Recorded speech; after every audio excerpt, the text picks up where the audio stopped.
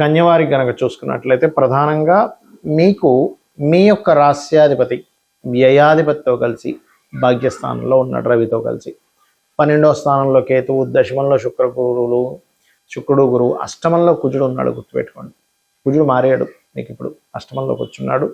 మరియు సప్తమ స్థానంలో శని, 6వ భావంలో రాహువు, మీకు అష్టమం నుంచి 3వ భావం వరకు చంద్రుడి యొక్క సంచారం జరుగుతుంది. దీనివల్ల అసలు కొన్ని డేట్స్లో ఏం చేయాలి ఏంటనేది కూడా చెప్తాను. ఈ యొక్క గ్రహస్థితిని అనుసరించి మీకు ఎలా ఉండబోతుంది, ఏ దేవత ఆరాధన చేయాలి, ఎటువంటి విషయాల పట్ల మీరు జాగ్రత్త వహించాలి అనేటువంటి అంశాలు చెప్తుంది నేనైనప్పటికీ చెప్పిస్తుంది సాక్షాత్ లలితా అమ్మవారిగా భావిస్తూ ఆ లలితాంబిక అమ్మవారి యొక్క అనుగ్రహం మీకు పరిపూర్ణంగా కలగాలని మనస్ఫూర్తిగా కోరుకుంటూ, గ్రహాలు ఏ ఏ రాసుల్లోకి ఏ సమయంలో మారుతుంది అనే విషయం కనుక చూసుకుంటే 11వ తేదీ కుజుడు మారిపోతున్నాడు. ఆ 11వ తేదీ మనకి కుజుడు 12:39 మధ్యాహ్న సమయంలో మారుతున్నాడు. అయితే దాని యొక్క ఎఫెక్ట్ 1-2 డేస్ ముందు నుంచే ఉంటుంది. అది ముఖ్యంగా ఎండ మీద, అంటే తీవ్రమైనటువంటి దీని మీద, రాజకీయ నాయకులకు వచ్చే ఎఫెక్ట్ మీద ఉంటుంది. 1-2 డేస్ ముందు నుంచే, అంటే రాజకీయ నాయకులు కొంత ఎఫెక్ట్ ఉంటుంది. ఈ కుజుడు రవి దగ్గరికి వెళ్ళడం మూలంగా ఇది బాగా గుర్తుపెట్టుకోండి. అలాగే మనకి 14వ తేదీ శుక్రుడు మిథున రాశిలోకి, అంటే 10:54 గురువుతో వెళ్ళి కలుస్తున్నాడు. దీనివల్ల కొన్ని మంచి ఫలితాలు కూడా ఉన్నాయి. అది మీ రాశి వారికి ఎటువంటి మంచి ఫలితాలు ఇస్తాయో చెప్తాను నేను మీకు. అదేవిధంగా బుధుడు రవి కనుక తీసుకున్నట్లయితే, రవి బుధుడు ఇద్దరు కూడా 15వ తేదీ మారుతున్నాడు. కాకపోతే బుధుడేమో అర్ధరాత్రి 12:32 మారుతున్నాడు 15వ తేదీ, అంటే తెల్లవారితే 15 అనగా అర్ధరాత్రి. అదేవిధంగా రవి 15వ తేదీ 6:22 మారుతున్నాడు. మరి ఈ గ్రహాల యొక్క మార్పు మూలంగా మీకు కలిగేటువంటి ఫలితాలు ఏమిటి అనేటువంటి విషయాలు ఇప్పుడు మనం తెలుసుకుందాం. ఇక్కడ గమనించినట్లయితే ఈ యొక్క గ్రహాలు ఏవైతే ఉన్నాయో ప్రధానంగా, అంటే మీరు గుర్తుపెట్టుకోండి, మీ యొక్క జన్మజాతకంలో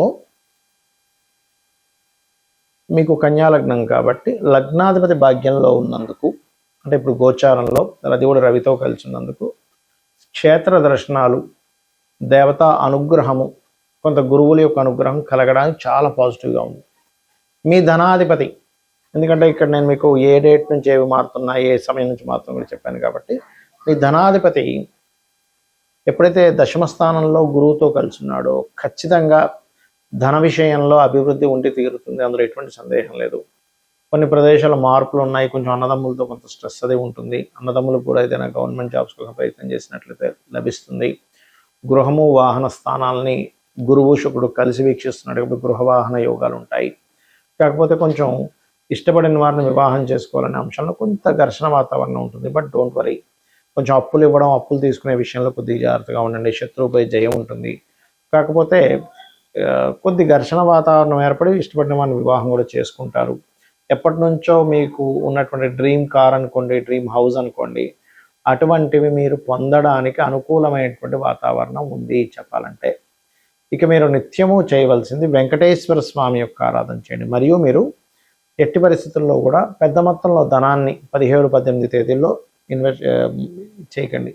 అదేవిధంగా ఏదో లాభాలు వస్తాయి ఇన్వెస్ట్మెంట్స్ ఇప్పుడు 23-24 తేదీల్లో చేయకండి. ఏవైనా రాతకోతలు కానీ, కమ్యూనికేట్ చేసేటప్పుడు, ఒక మెయిల్ పంపించేటప్పుడు కానీ 30-31 తేదీలు చాలా జాగ్రత్తగా ఉండాలి. అయితే ఈ పక్షంలో దేశకాల పరిస్థితులు ఎలాంటివి ఉంటాయి చూసుకున్నట్లయితే, మనకి కుజుడు 11వ తేదీ నుంచే మారిపోతున్నాడు. కాబట్టి దానికంటే 1-2 డేస్ ముందు నుంచే ఈ యుద్ధ సంబంధించింది అనుకోండి, తీవ్రమైనటువంటి ఎండ. అసలు ఎప్పుడు కూడా మనకి ఏంటి, మే అయిపోతూ ఉంటే స్లోగా తగ్గాలి, కానీ ఈసారి పెరుగుతూ ఉంటుంది. ఎందుకంటే అగ్నితత్వ రాసుల్లోకి అగ్నితత్వ సంబంధించిన గ్రహం వస్తుంది కాబట్టి ఇది ప్రధానంగా గుర్తుపెట్టుకోండి.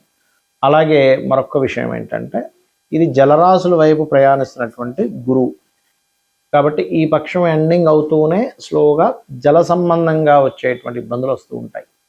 అంటే వాటర్ మూలంగా వచ్చేటువంటి వైరస్లు అనుకోండి, వాటర్ మూలంగా కలిగే ఇబ్బందులు అనుకోండి. అందుకని కాస్త కాచి చల్లార్చిన నీళ్ళు వాడండి.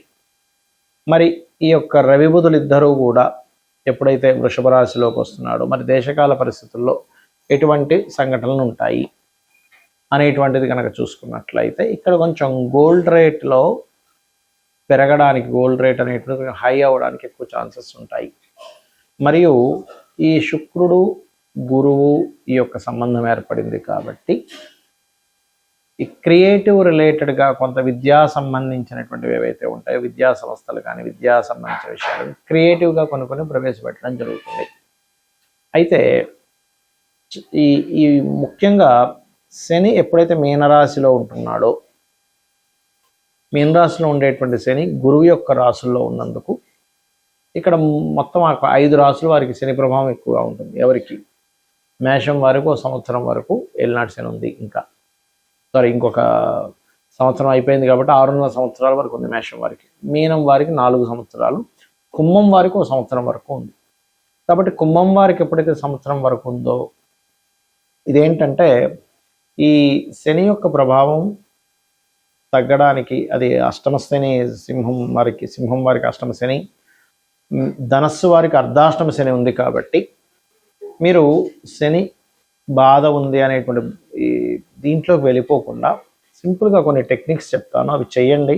ఏ ప్రభావం ఉండదు. భయపడిపోయి అయ్యో ఏదో చేయించేసుకోవాలి, నాకేది కలిసి రాదేమో అని భయం పడకండి. ఎందుకు ఈ విషయాన్ని ఎందుకు లేవచ్చానంటే, సాటర్న్ నడిచేటప్పుడే నేను చాలాసార్లు వివరించాను మీకు.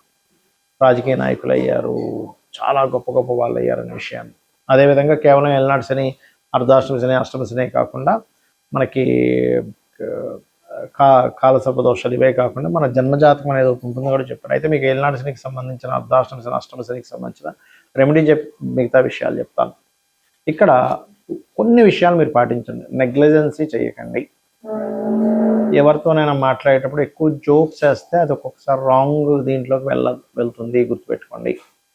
అలాగే మరొక్క విషయం ఏమిటి అని చెప్పి చూసుకున్నట్లయితే, ఇక్కడ ఏ పని పోస్ట్పోన్ చేయకండి, బద్దకించకండి. మధ్యాహ్నం పూట నిద్రపోకండి. శనివారాలు కూడా ఒంటికి శుభ్రంగా నీట్గా ఒరిజినల్ నువ్వులు నేను రాసుకొని ఒక 10-20 నిమిషాలు ఉండి తర్వాత స్నానం చేయండి. నిత్యము ఆంజనేయ స్వామి ఆలయం కానీ, సుబ్రహ్మణ్యేశ్వర స్వామి ఆలయం కానీ, లేకపోతే మన లక్ష్మీనరసింహస్వామి ఆలయం, లేదా గణపతి ఆలయం, లేనట్లయితే రావి చెట్టు ఉన్న ప్రదక్షిణం చేయండి. ఖచ్చితంగా మీకు ఆ ప్రభావం తగ్గుతుంది. ఎప్పుడూ కూడా గ్రహాలు గోచారంలో మారుతున్నప్పుడు, గోచారం అంటే కాలంలో జరిగే మార్పులు బట్టి మీ యొక్క జాతకానికి బలాబలాలు తగ్గడం పెరగడం జరుగుతూ ఉంటాయి. కానీ మీ పర్సనల్ చార్ట్ అనేది ఒకటి ఉంటుంది. లగ్నం నుంచి 12 భావాలు. లగ్నం అంటే మీ యొక్క పర్సనాలిటీ, మీరు ఎందుకు ఎదగలేకపోతున్నారు, మీరు ఎందుకు ఇంత టాలెంటెడ్గా ఉన్నారని చెప్పేది.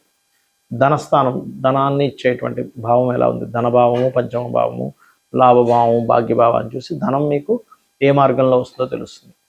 అదేవిధంగా అన్నదమ్ములతోని లేకపోతే దాయాదులతో ఎందుకు శత్రుత్వాలు ఉన్నాయి, ఎందుకు మిస్కమ్యూనికేషన్ అవుతుంది అనేది 3వ భావము. 4వ భావం ఏదైతే ఉందో పర్టికులర్గా మీకు విద్యా సంబంధించిన, ప్రాపర్టీ సంబంధించిన, ఎప్పుడు కొనాలి, ఏ డైరెక్షన్ కొంటే మంచిది అనేటువంటి చెప్తుంది. సంతానం పంచమ భావము. 6వ భావం ఏదైతే ఉందో 6th హౌస్ అంటారు. ఆ 6th హౌస్ ఏదైతే ఉందో మీకు పర్టికులర్గా ఇచ్చేటువంటి రిజల్ట్, ఇది రోగస్థానంగా చెప్తూ ఉంటారు, పూర్వజన్మ కర్మస్థానంగా చెప్తూ ఉంటారు. కాబట్టి 6వ భావంలో ఏవైతే గ్రహాలు ఉంటాయో ఆ గ్రహాలకు సంబంధించిన దానం ఎక్కువగా చేస్తూ ఉండండి మీరు. అప్పుడు ఏమవుతుందంటే మీకు ఇబ్బంది అనేటువంటిది రాదు. ఇది బాగా గుర్తుపెట్టుకోండి. అలాగే 7వ భావాన్ని బట్టి మీకు వచ్చే పార్ట్నర్, మీకు వచ్చే జీవిత భాగస్వామి ఎలా ఉంటారు అనేటువంటిది. అష్టమాన్ని బట్టి మీ లైఫ్లో జరిగేటువంటి సంఘటనలు, ఆకస్మిక సంఘటనలు చెప్తుంది. భాగ్య భావాన్ని బట్టి మీ ఉన్నత విద్యలు, తండ్రి యొక్క స్థితి. దశమ భావాన్ని బట్టి మీ కెరియర్ గ్రోత్ ఎలా ఉంటుంది, ఎందుకు గ్రో అవ్వలేదు.